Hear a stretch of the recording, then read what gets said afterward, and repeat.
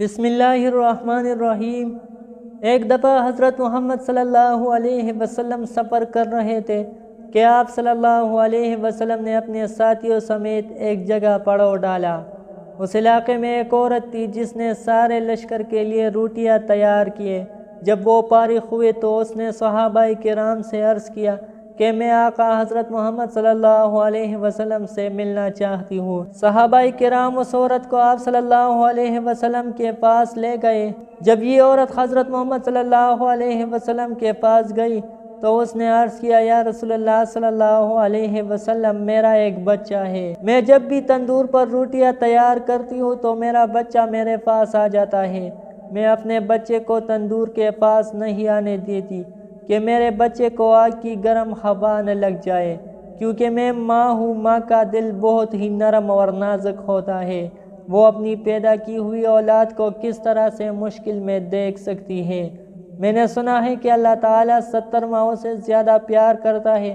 جب اللہ تعالیٰ 70 ماؤں سے زیادہ پیار کرتا ہے تو خدا ہم کو کس طرح سے جہنم میں جانے دے گا۔ حدیث پاک میں ہے کہ اللہ تعالیٰ کے آخری نبی حضرت محمد صلی اللہ علیہ وسلم نے اس عورت کی بات سن کر اپنا سر جھکا لیا۔ آپ صلی اللہ علیہ وسلم کی آنکھوں سے زار و قطار آنسو بہنے لگے۔ حضور صلی اللہ علیہ وسلم اتنا روئے کہ اللہ تعالیٰ کے حکم سے حضرت جبرائیل علیہ السلام آپ صلی اللہ علیہ وسلم کے پاس تشریف لائے۔ حضرت جبرائیل علیہ السلام نے فرمایا، یا رسول اللہ صلی اللہ علیہ وسلم، اللہ تعالیٰ کا حکم ہے کہ اس عورت کو فرما دے اللہ نے ان پر ظلم نہیں کیا، انہوں نے اپنی جانوں پر خود ظلم کیا۔ اللہ تعالیٰ تو چاہتا ہے کہ میرا بندہ مجھ سے مانگے، کیا مانگتا ہے میں اس کو عطا کرنے کے لیے تیار ہوں۔ یہ لوگ خود توبہ نہیں کرتے، یہ لوگ شیطان کی بات مانتے ہیں، یہ تو اللہ تعالیٰ کی بارگاہ میں توبہ ہی نہیں کرتے ہیں، یہ تو اللہ تعالیٰ کو بھول ہی جاتے ہیں۔ یہ لوگ اپنے عمل کی وجہ سے دوزخ میں ڈالے جائیں گے۔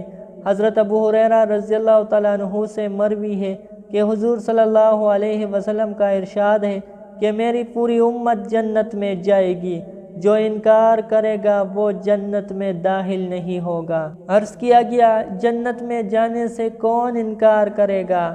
آپ صلی اللہ علیہ وسلم نے فرمایا کہ جس نے میری اطاعت کی وہ جنت میں داخل ہو جائے گا، جس نے میری اطاعت نہ کی وہ جہنم کی آگ میں جائے گا۔